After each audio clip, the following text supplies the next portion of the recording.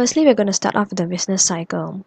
So the employees will clock in using the punch card to record the attendance, and for those who would like to apply leave, may fill in the leave application form. During the end of the month, the data will be updated and the calculation of salary will be done automatically, where a payslip will be produced. When the payslip is produced, payment vouchers are prepared for managers to review and also authorize.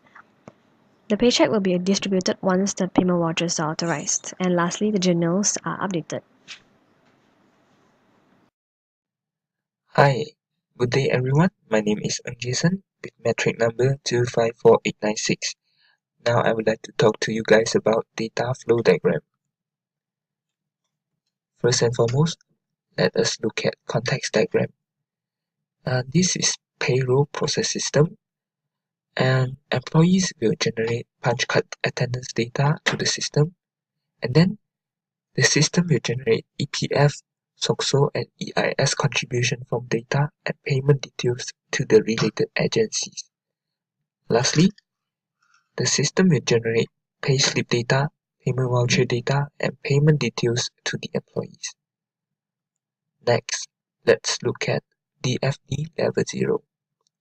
This DFD Level 0 includes 4 processes, which are 1.0 Process Payroll, 2.0 Update Employee Payroll Details, 3.0 Prepare Payment Voucher, Cash Contribution Forms and Check, 4.0 Review and Sign. Last but not least, let us look at the FD Level 1, which is the further explanation of the FD Level 0 Process 1.0, which is Process Payroll. So, employees will generate time work details to Process 1.1, which is collect punch cards attendance details. After that, the punch cards attendance details will proceed to the 1.2 process, which is calculate payroll. After this process, the calculated payroll details and payment approval will go to the third process, which is 1.3 pay employee. And then lastly, the payments will be paid to the employees. That's all from me. Thank you. My name is Lim Khai Ying. My metric number is 254659. Today I would like to present about the data design. There have 7 data design in the new system. The first one is deductions. The second one is employee. Next is the hour. Next is the leave. Next is the payslip. Next is the salary. And the last one is relationship. From the diagram above, we can see that one employee ID will be used in many tables such as employee working hour, leave, salary, and employee data. Each employee ID are the primary key and important data to link with the table to calculate the net salary of each employee. In other hand, both deductions and payslip require the salary ID for the use of calculate the net salary. All the salary data will be used to calculate the payslip for each employee by following the data provided. My name is Mawaddah Asilah, Binti Zainuddin. My matrix number is 251116 and I would like to present for query part. The first query is gross salary query. From this query, SMC is able to calculate their employees' gross salary using the information from employee hour and salary table. This is the table view from the gross salary query, which is employee ID, employee name, phone number, position, basic salary, allowance, rate per hour, overtime hours, and also the gross salary amount. Here shows the design view for the gross salary query, and this is the table that is connected to each other in calculating the gross salary amount.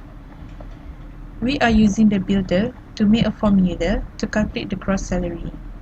And here is basic salary from the salary table plus with allowances from salary table plus with rate per hour time the overtime working hours, and here is the amount of gross salary that we get.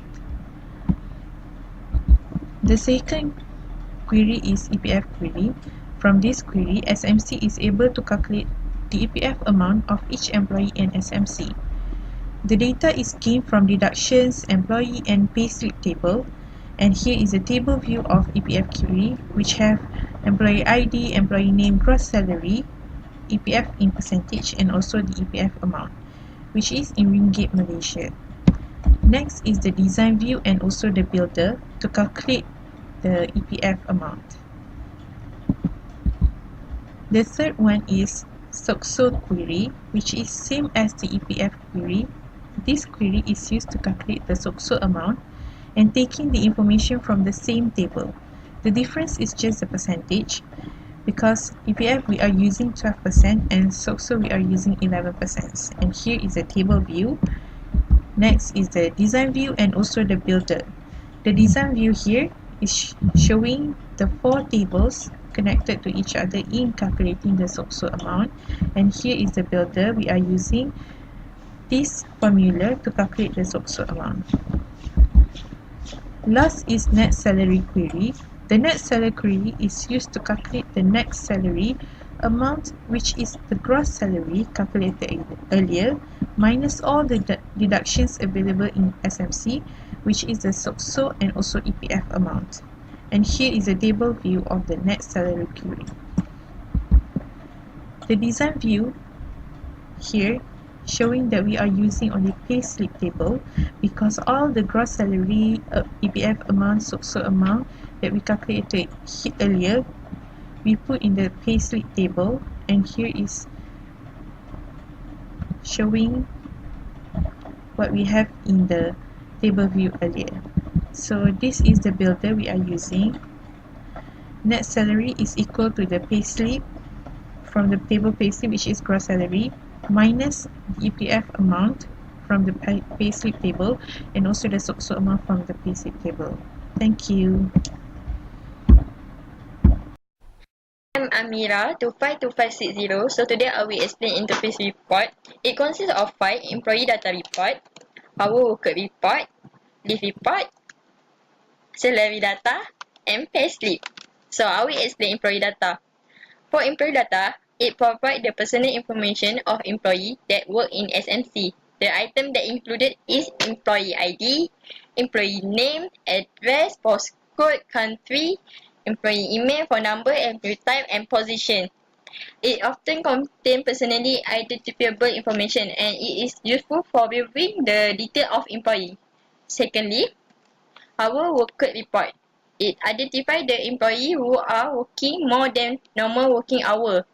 It allows to see how frequent the employee is working for overtime. It provides for the accurate payment, eliminate duplication error, and it consists of employee ID, employee name, normal working hour, overtime working hour, and position. Thirdly, leave report. It provides the information of employee leave pattern. It is to monitor the amount of paid leave, sick leave, and holiday. And it consists of the employee ID, employee name, employee type, start date, end date, and the reason. Fourthly is salary data report. It provides the net salary of SMC employees. It presents the detailed salary statistic of each job position. It consists of employee ID, employee name, employee type, position, gross salary, EPF amount, SOXO amount, and the net salary. Lastly, payslip report. It is given to employee at the end of the month, and it stated the amount of money the employee earned. Payslip is the proof of the salary, and it contains of the employee ID, employee name, payslip date, account number, basic salary, allowance, overpay, gross salary, deduction of the EPF also, and the net salary. So that's all. Thank you.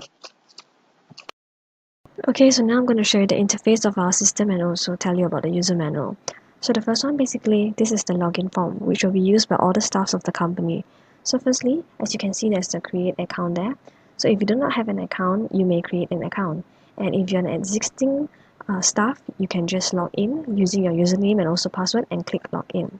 And if you forgot your password, you need not worry because there's the forgot password. You can just click it and then reset your password. And the next one is the main page. So as you can see here, the main page, there's 4 six components, which is the employee data, leave report, salary data, hours worked, leave form, and also payslip.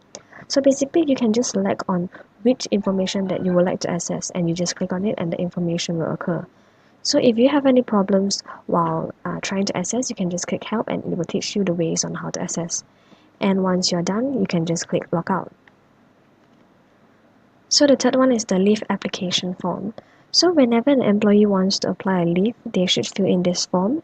And this form requires the basic details of the staff, especially the date of leave and also the reason. So there are 4 components right here, and the first one is once you have saved, maybe you would like to re-edit, you can click the first button.